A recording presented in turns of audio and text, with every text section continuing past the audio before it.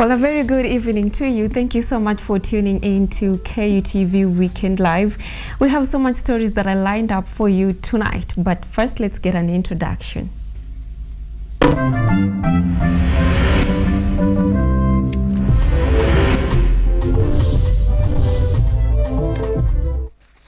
This is Weekend Live with Ochieng, Cynthia.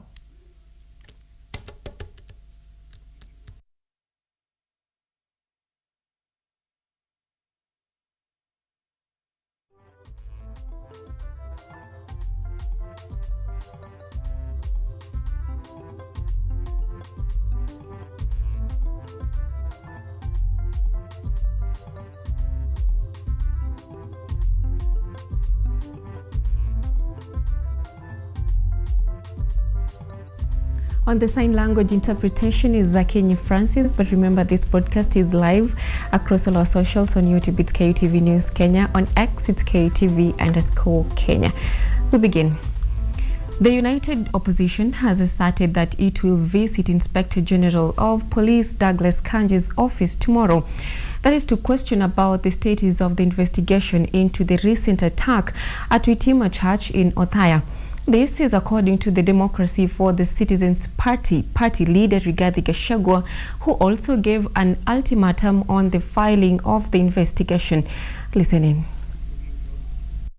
Democratic for Citizen Party leader Rigathi Gachagua has yet again voiced his concerns about the investigation speed concerning his attack in a church service in Witima Othaya, Nyeri County, stating that the deadline is on 16th and the Inspector General of Police must submit his findings to prevent protest. Kesho tutarudi kwa Inspector General of Police. Tulikuwa huko 2 weeks ago tukitaka kujua nani alipiga kanisa na kwa nini hajashtakiwa. Tomorrow at 10 a.m. all of us will go back kwa Inspector General atuambie wale walipiga kanisa ya Kristo wakaumiza akina mama na watoto, kwa nini wajapelekwa kotini. We'll do that tomorrow.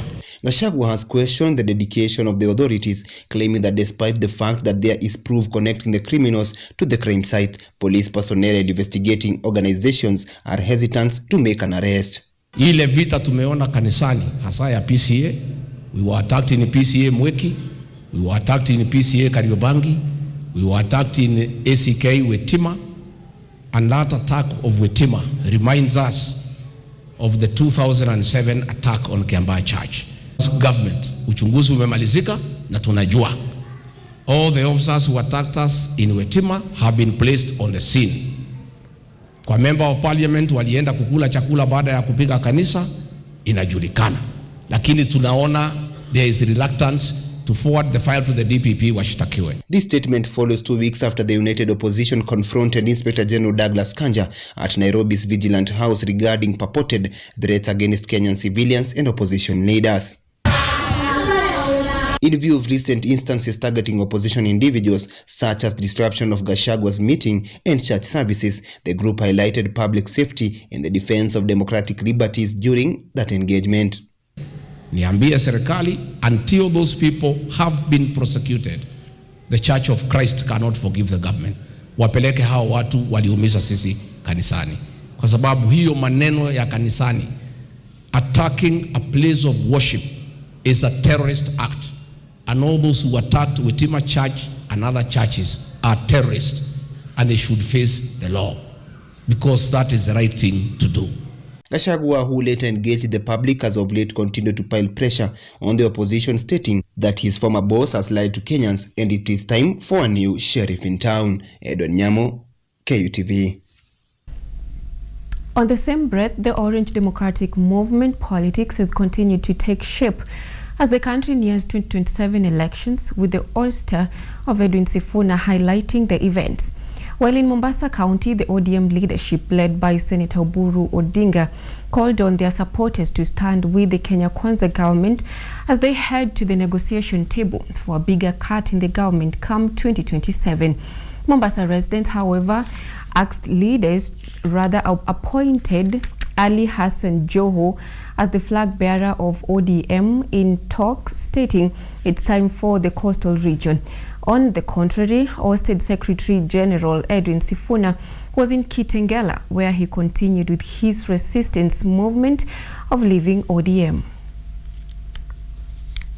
Raila left us in a broad-based arrangement, in a broad-based government. And in the broad-based government, we are moving on, and I have been given mandate by my party to proceed and negotiate with our partners in the broad-based government, and that is to start negotiation with President Ruto. I am soon forming a very strong team of negotiators from ODM. This strong team of negotiators for ODM are going to negotiate on all issues concerning wananchi. We have our 10-point agenda.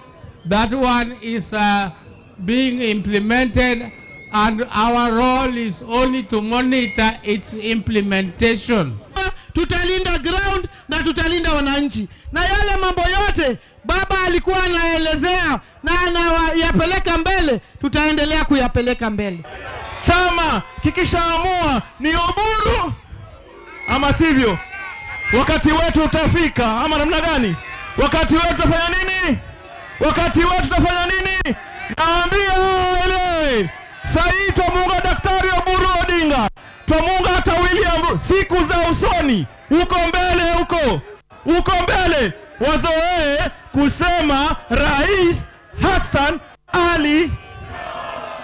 Sisi tukiongozwa na kiongozi wetu, party leader wetu Dr. Oburu Oginga, tumekaa katika kamati kuu ya chama na tumesema ya kwamba mwaka huu tutaanza mambo ya mazungumzo. Deputy President Kithure Kindiki has continued with his political engagements during this period as he steps into the role of President William Ruto, who is currently out of the country. The second in command praised the Kenya Kwanza government, making it clear that his position as deputy president is not under threat, as he has full confidence in President Ruto. Kindiki dismissed claims by his critics that he would be pushed out, stating firmly that only time will determine his fate in the next government. Ati nimesikia kuna watu wameleta wasiwasi huko. Ati wanasema iko maneno ya wasiwasi huku. Nyinyi nawauliza, si mnajua hii serikali mimi ndio namba 2 kwa hiyo serikali?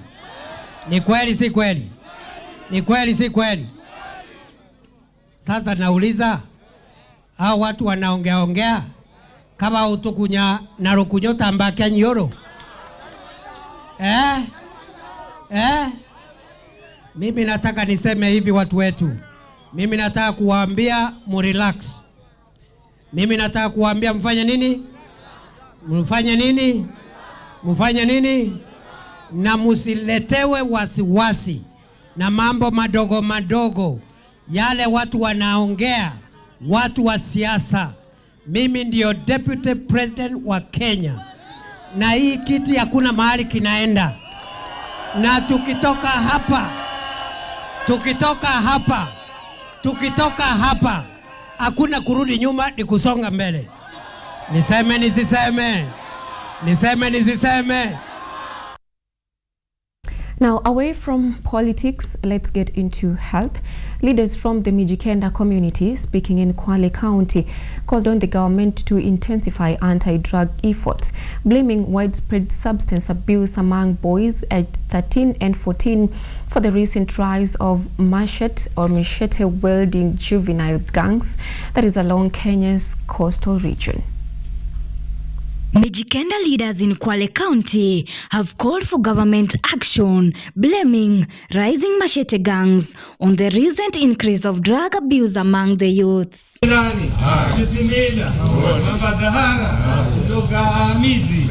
Addressing the press, Mijikenda spokesperson Adan Juma said Chip Muguka, a type of cat sold as little as 50 shillings, is easily accessible to children in areas such as as Msambweni and Kombani. Zatafuna watoto watafuna mgoka. Huku kwetu waulize watu wa Kwale County. Primary schools za kando kando ya barabara kule mgoko unawekwa. Ikifika saa 4 watoto wadogo wanunua vipakiti vya shilingi 50 ili wale mgoka. Saa 4 wakati wa break. Primary schools kutoka Msambweni mpaka wapi mpaka Kombani kote, na ni kweli. Wale watoto wamezoea. Lazima wawe na shilingi 50 wanunue mgoka. Wakikosa wako tayari watafute vipanga nini. Former Kenya National Union of Teachers NAT chairman urged authorities to crack down on traffickers of hard drugs including cocaine and heroin. Nchi hii ina serikali. Serikali inayojua kila kitu. Inajua mpaka wale watu ambao wanafanya biashara ya madawa ya kulevya. Ndivyo sivyo? Ndivyo. Unajua mchezo wa kishenzi. Haya madawa ya kulevya watu fulani wanatufanyia makusudi ili watoto wetu huku awe ndio sehemu ya wao kuwafanyia biashara. Serikali inajua. Youth leaders and residents also appealed for preventive and rehabilitative measures, with their concerns coming after the president declared drug and alcohol abuse a national security emergency, thus strengthening the anti-narcotics unit. Swala kama hilo limetufanyisha paka sisi vijana wa Kimijikenda tumepoteza hadhi na sura yetu kama vijana wa Kimijikenda. Ningependa kuchukua fursa hii kusema kwamba swala la mihadarati ndilo lililochangia kuleta swala la janga la vipanga. Kama serikali ilishindwa kuzuia huu ulanguzi wa mihadarati mpaka likazaa janga la vipanga, police were asked to look into the social problems that had led to the rise in crime before using tough measures, saying that some young people had been drawn into crime at an early age because of drug abuse. Kwa nini serikali wakipewa hizi opinions za watu wengine wazishughulikie? Hatuoni rais akitafuta tume kama vile anavyotafuta tume mahali kwengine kuja kuzamia ili swala la mihadarati na vipanga huku pwani na kuangalia njia ambayo watatatua haya maswala amicably. Bwana Alinuno, wewe ukisema utapiga risasi na kuua, sisi tunakuangalia, lakini mioyo yetu kama kina mama inamwaika machozi. Manake tunajua wale watoto sio kutaka kwao kushika vipanga, lakini wamesukumwa na serikali imeachilia mpaka wawe criminals at a very tender age. As pressure mounts, leaders say urgent and sustained action is needed to protect young people and restore safety across the coast region. Ochieng Kanegunda, KUTV. Moving on, President William Ruto has presented his report on institutional reforms of the African Union at the 39th session of the Assembly that was held at Addis Ababa. The report outlines measures to strengthen the African Union's response to peace and security. Listen in. President William Ruto presented his report on structural reforms of the African Union. The report proposes practical steps to enhance the African Union's capacity to address peace, security and governance issues through preventive action, close cooperation and technology. The report proposes practical measures to strengthen peace, security and governance through preventive action, collaboration, and the use of emerging technologies. It recommends a harmonized African governance architecture, Africa Peace and Security Architecture Implementation Plan to eliminate silos and strengthen institutional coherence. The report also recommends a harmonized implementation plan for governance and peace and security structures in Africa to eliminate operational silos and strengthen institutional coherence. I recommend that this session be convened accordingly. I further propose that this meeting consider the financial implications arising from restructuring AU organs, agencies, and offices for a decision of the Assembly in our next year meeting. It further proposes the establishment of a dedicated unit within the African Union Commission to support the work of the Panel of the Wise in political dialogue and conflict mediation. And calls on the Commission to establish a dedicated support structure for the Panel of the Wise to sustain political dialogue in crisis situations.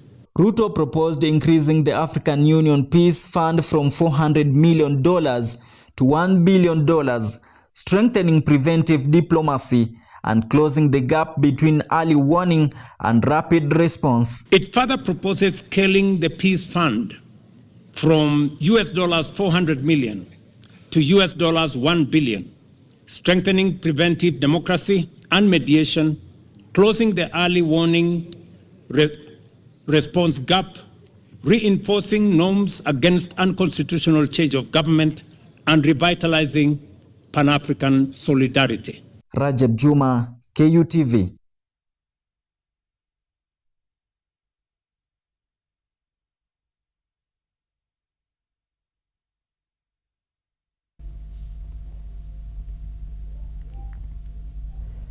All right, at that moment, we're taking a very short breather. We'll be back with more stories.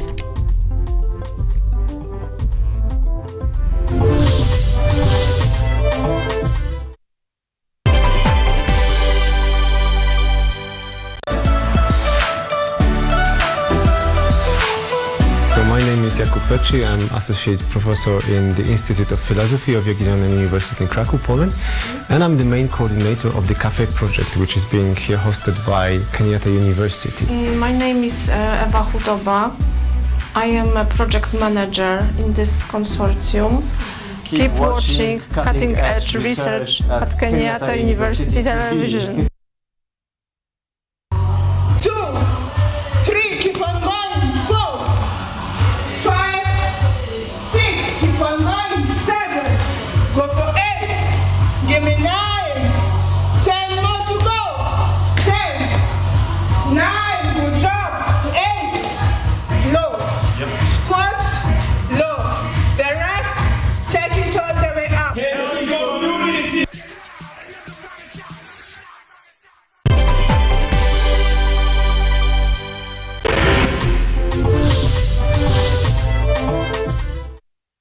You are watching Weekend Live with Ochieng, Cynthia.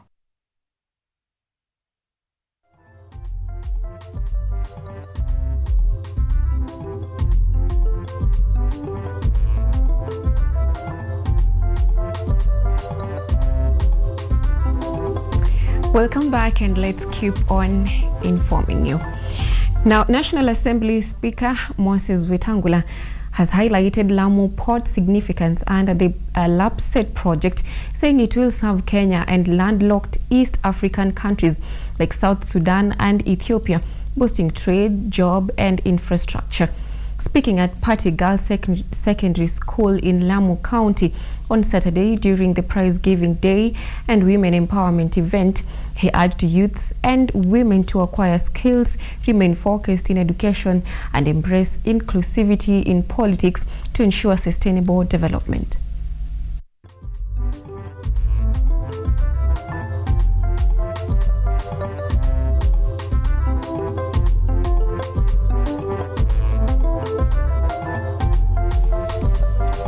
Elsewhere, celebrations swept across Kilifi County after secondary school teachers elected new leadership in a high competitive poll.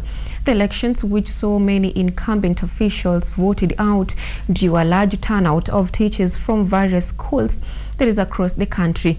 The exercise was conducted under tight security and continued into the night to ensure a fair and transparent process.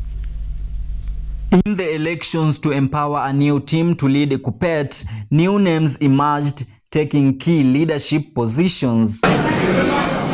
Tobias Baraka emerged as the winner of the position of Executive Secretary of the KUPPET Kilifi County branch, taking on the role of the union's chief spokesperson at the county level. Morris Jiguba Nyale defended his seat as branch chairman after receiving 1,159 votes, defeating Olima Vincent, who garnered 892 votes. Dennis Pundo was elected treasurer, while Zakaria Kopolo took the position of deputy executive secretary. Speaking after being announced the winner, Baraka thanked teachers for their confidence in him and promised to strengthen unity, improve the management of teachers' affairs, and enhance the union's position to have a greater impact. And I want to assure you now, that this victory is the end of divisive politics. It is the end of politics fired by propaganda and lies.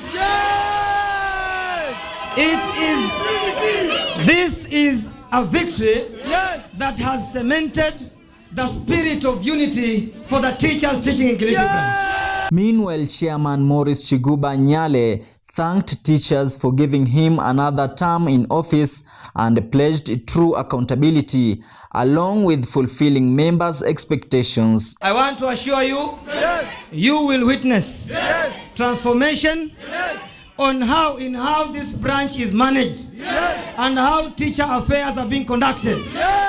We are going to revolutionize the union from Kilifi. I want to assure you, just like I have always said in the staff rooms in our campaign trail, the union was founded on objectives. And number one is the representation and advocacy for teacher rights. We shall pursue these objectives at the branch level. This election marks the beginning of a new era for KUPPET Kilifi, with the teachers looking forward to transparent leadership that delivers positive results for their development. Rajab Juma, KUTV.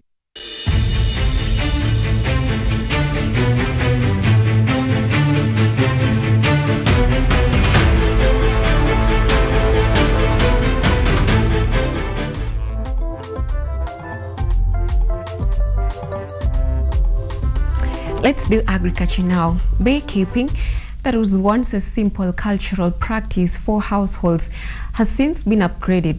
Honey is now transforming lives and conserving one of Kenya's most fragile ecosystem. In the Tana Delta Ramsar site, communities that once relied on destructive honey harvesting methods are embracing modern sustainable beekeeping, turning conservation into a reliable source of income. Our reporter Akida Kasim now reports.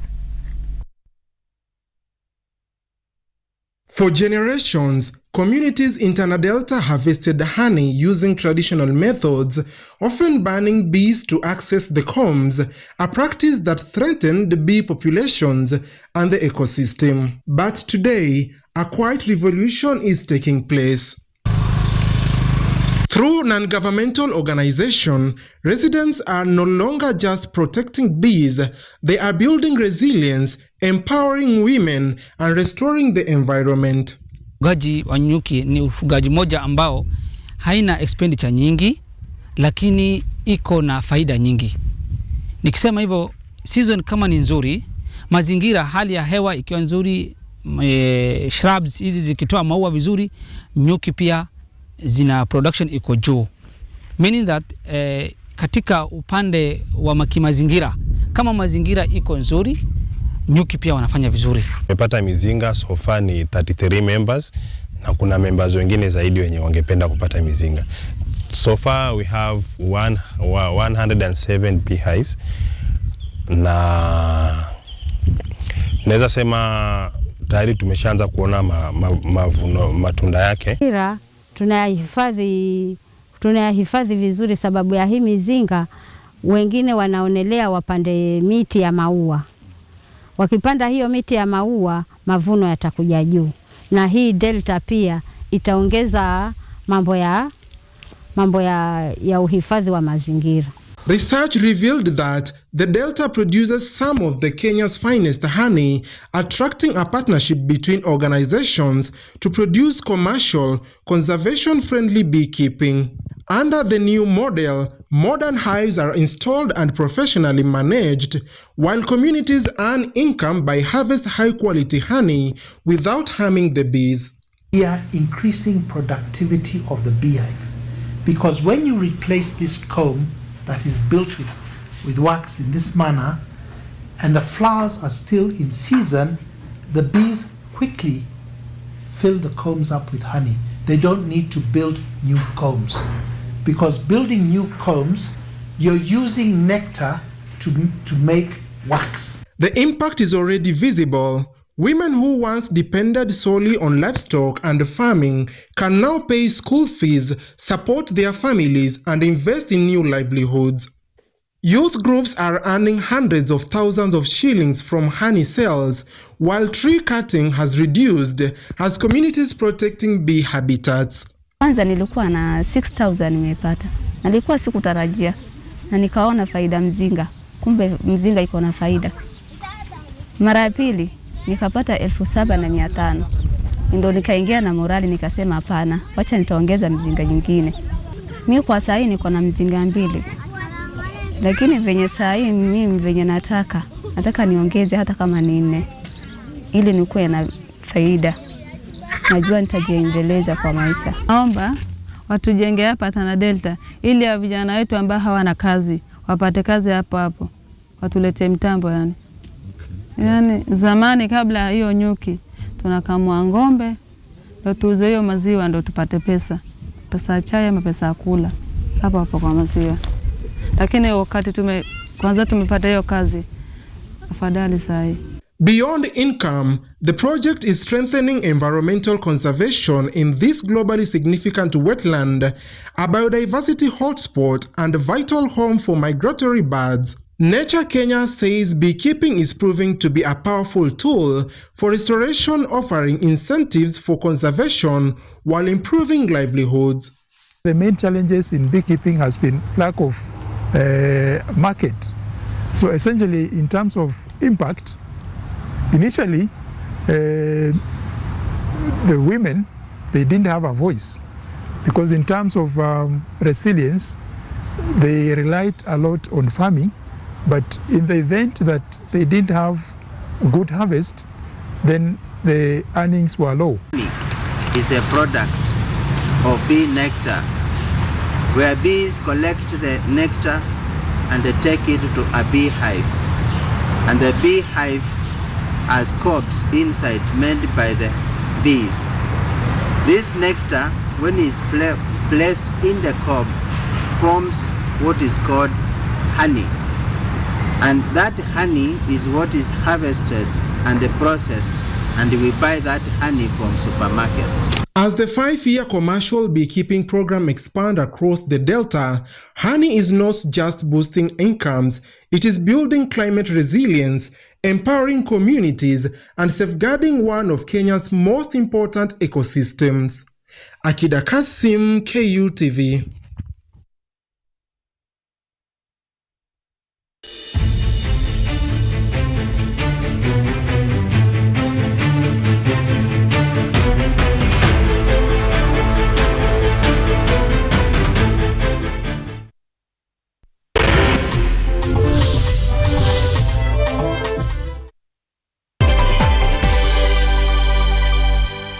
Are you an aspiring media practitioner, a graduate, or you just want to advance your skills in television production? Then welcome to Kenyatta University, where education meets innovation. KUTV, the premier university television station in Kenya, is now offering short courses in TV studio, field technical operations, and video editing. Through these courses, you will acquire hands-on skills on camera operations, media production, lighting techniques, audio-visual editing, and sound and visual control, and how to operate key equipment in modern TV control room. Enroll today at KUTV and discover your full potential in cutting-edge TV broadcasting. Graduates of these courses will receive professional certificates. For more information, visit our offices at KUTV Studios or call us on 020-870-4252 or 020-870-4255 or SMS us on 0739-110-544. KUTV, a new experience.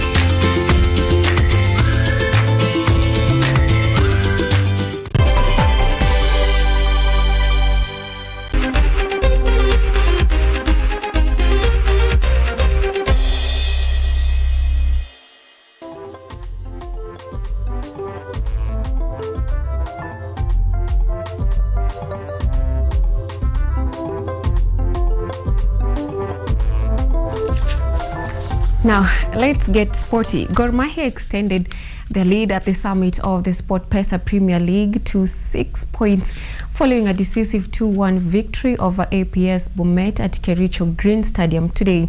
Ghanaian forward Ebenezer Kofi and new recruit Jackson Duang found the net to avenge a previous first leg defeat, capitalizing on AFC Leopards 0-0 stalemate that was against Bandari yesterday.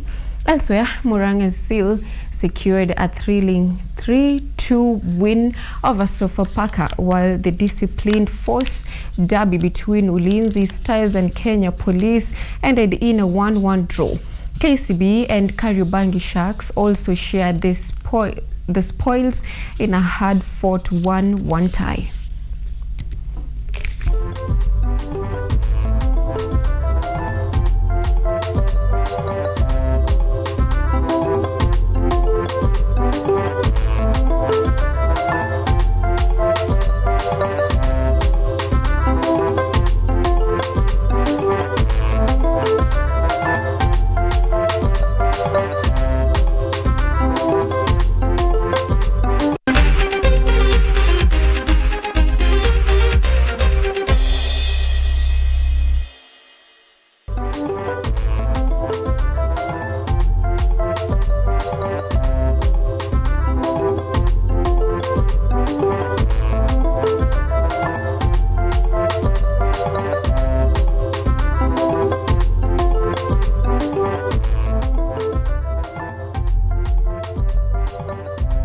My director has been so much on my neck with the Valentine thing, so I just want to tell him this. Probably this is the last day, because he'll probably get mad of me for having said this.